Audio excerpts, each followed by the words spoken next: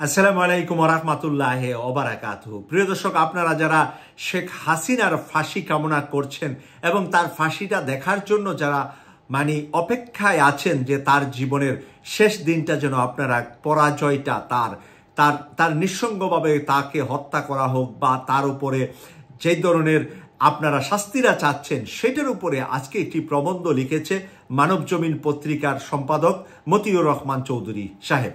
মতিউর রহমান চৌধুরী সাহেব সবসময় খুব ভালো লেখেন, ভালো কাজ করেন এবং মানবজমিন আমরা যে আন্দোলনটা অনলাইনে করেছিলাম, মানবজমিনও আমাদের সাথে কিন্তু এই আন্দোলনে শরিক ছিলেন। যতগুলা মিডিয়া কাজ করেছে, পেপার মিডিয়া থেকে প্রিন্ট মিডিয়া থেকে শুরু করে সব মিডিয়ার মধ্যে মানবজমিনও একটি অন্যতম অবদান রেখেছে এই স্বৈরাচার হাসিনাকে বিদায়ের বেলা। তাই মতিউর রহমান সাহেব একজন সিনিয়র সাংবাদিক হিসাবে ওনার লেখাটা আপনাদের সামনে আমি তুলে ধরছি মানবজমিন থেকে। হাসিনার সামনে দুটি অপশন, ভারতে রাজনৈতিক আশ্রয় কিংবা বাংলাদেশে ফেরত আসা। ক্ষমতাচ্যুত বাংলাদেশের প্রধানমন্ত্রী শেখ হাসিনা দুটো অপশনে খোলা, হয় ভারতে রাজনৈতিক আশ্রয় নতুবা দেশে ফিরে আসা।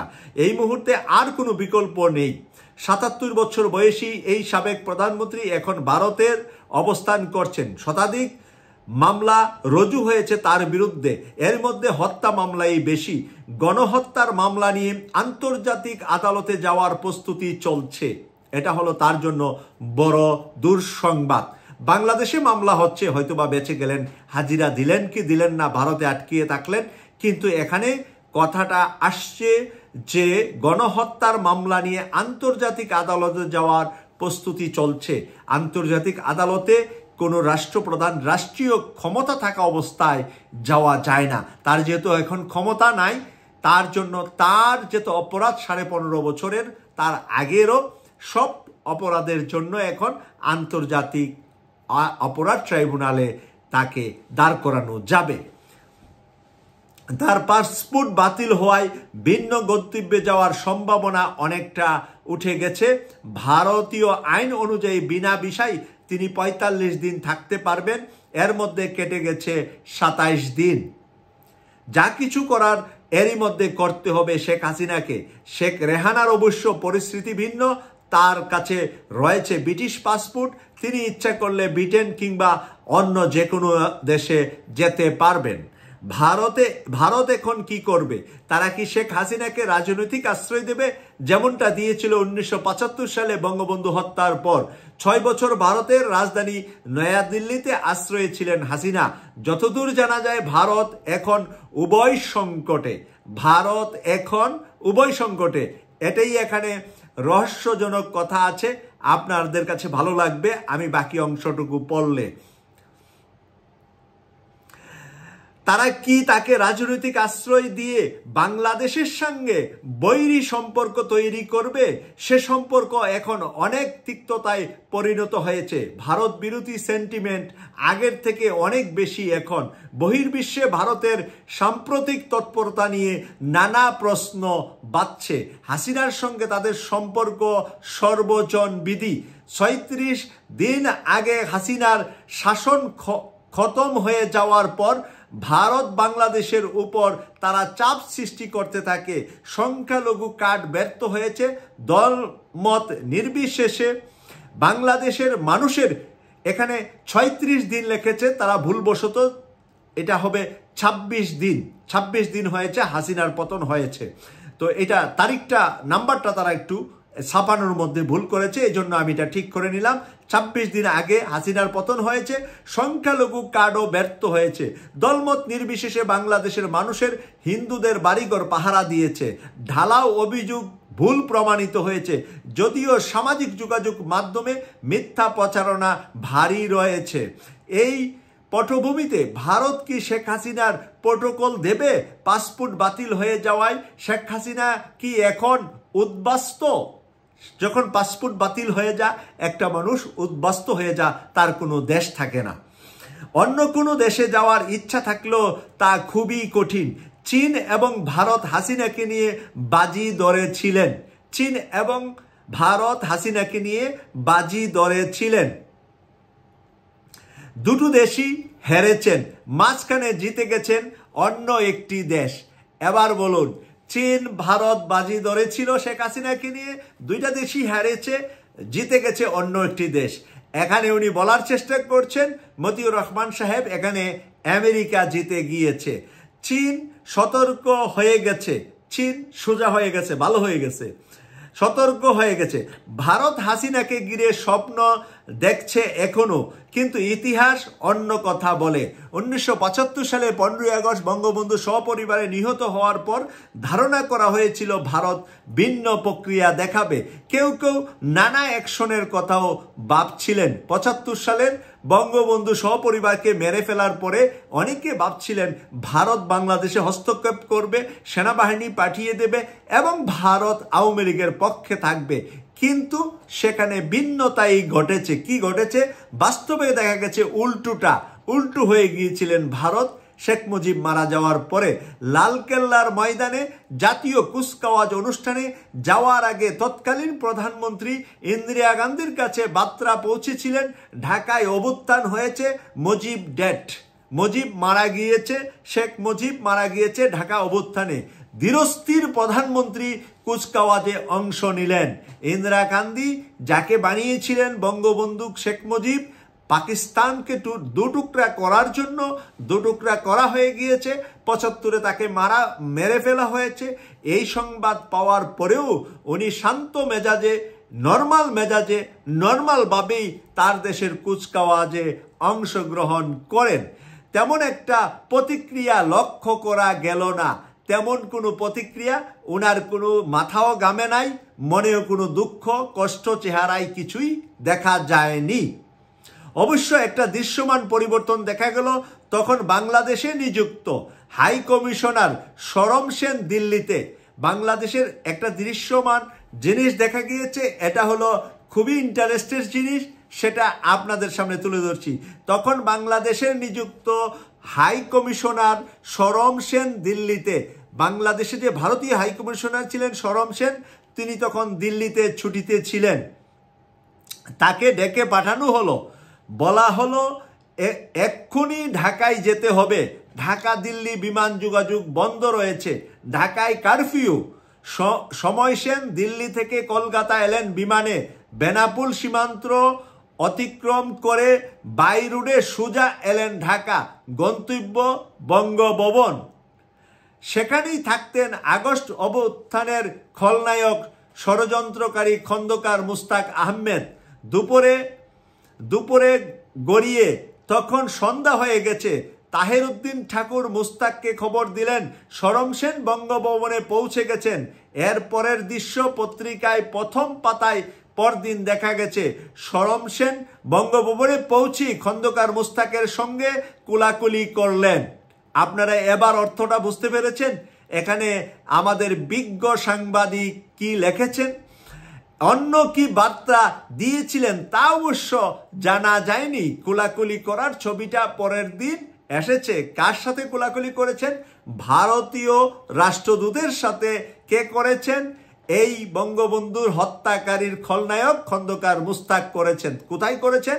বঙ্গভবনের ভিতরে করেছেন। এখন পরিস্থিতি কি? শেখ হাসিনা সরকার উৎখাতের পর ভারত কি আসলেই কোনো প্রতিক্রিয়া দেখিয়েছেন? প্রশ্নবোধক চিহ্ন। যা থেকে ধরে নেওয়া যায় তারা বাংলাদেশে অস্থিতিশীল করবে। বাস্তব অবস্থা দেখে যে কেউ এই ধারণা করতে পারেন ভারত যেতটুকু পেয়েছে শেখ হাসিনার কাছ থেকে সেটুকু ধরে রাখতে চায়। তাই বলে হাসিনার প্রতি কৃতজ্ঞতা বোধ দেখালেও তারা কসুর করবে না। বিগত 15.5 বছর ভারত অনেক কিছুই নিয়েছে। দিল্লি দিয়েছে অল্প ক্ষমতায় থাকায় একচেটিয়া লাইসেন্স দিয়েছে, নির্বাচনগুলোতে প্রভাব বিস্তার করেছে। এখনো গোপনে কখনো প্রকাশ্যে চোখ বুজে টিকিয়ে রেখে হাসিনার অগণতান্ত্রিক শাসনকে টিকিয়ে রেখেছিলেন। পরিণতিতে হারিয়েছে বাংলাদেশের কোটি কোটি মানুষকে। এক হাসিনাকে বাঁচিয়েছে ইন্ডিয়ার রাজনীতি, আর হারিয়েছে বাংলাদেশের কোটি কোটি মানুষকে।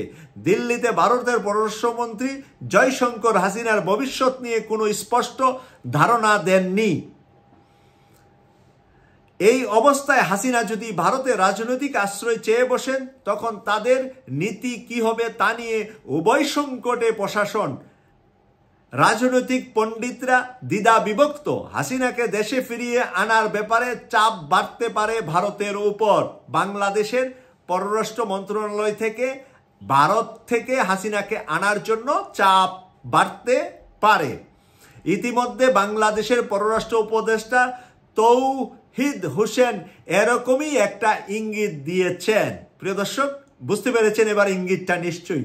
ভারতের উদ্বেগ সেভেন সিস্টার নিয়া, ভারতের চিন্তা হলো সেভেন সিস্টার নিয়া। হাসিনার জমানায় স্বস্তি এসেছে, প্রতি বিপ্লব পথে গিয়ে যতটুকু অর্জন হারিয়েছে যেতে পারে এই আশঙ্কা তাদের মধ্যে রয়েছে। যদি প্রতি বিপ্লব করতে তাহলে বাংলাদেশের সাথে যেতটুকুই আশা ভরসা আছে সেটাও নষ্ট হয়ে যাবে। তাদের ভয় হাসিনার প্রতি কৃতজ্ঞতাবোধ দেখাতে গিয়ে চীনের আগমন ঘটবে কিনা। ভারতের এখন চিন্তায় অস্থির যে হাসিনার সাথে পীড়িত আমি দেখাবো, আর ডক্টর ইউনূসের সাথে চীন সরকার এসে বাংলাদেশে ব্যবসা বাণিজ্য সব জায়গায় বিনিয়োগ করে তার সেভেন সিস্টারকে আলগা করে দিবে কিনা, সে নিয়ে তাদের মধ্যে সংশয় রয়েছে। তাছাড়া মার্কিন যুক্তরাষ্ট্র অনেকটা নীরবে তাদের অবস্থান সুসংগত করেছে। আমেরিকা অনেকটা নীরবেই তাদের অবস্থান শক্তিশালী করেছে। ঢাকার রাষ্ট্র ক্ষমতায় এখন ডক্টর মোহাম্মদ ইউনূস, যার সঙ্গে রয়েছে পৃথিবীর অধিকাংশ রাষ্ট্রপ্রধান ও সরকার প্রধানের সরাসরি যোগাযোগ। তিনি চাইলে অন্তত 100টি দেশের সরকার প্রধানের সঙ্গে যখন তখন কথা বলতে পারেন। তিনি চাইলে 100টি দেশের সরকার প্রধানের সাথে যখন তখন কথা বলতে পারেন। এ কারণে ভারত সতর্ক পা ফেলেছে। জুলাই বিপ্লবের পর ইউনূস সরকারকে স্বীকৃতি দিতে ভারত সময় নষ্ট করে নাই।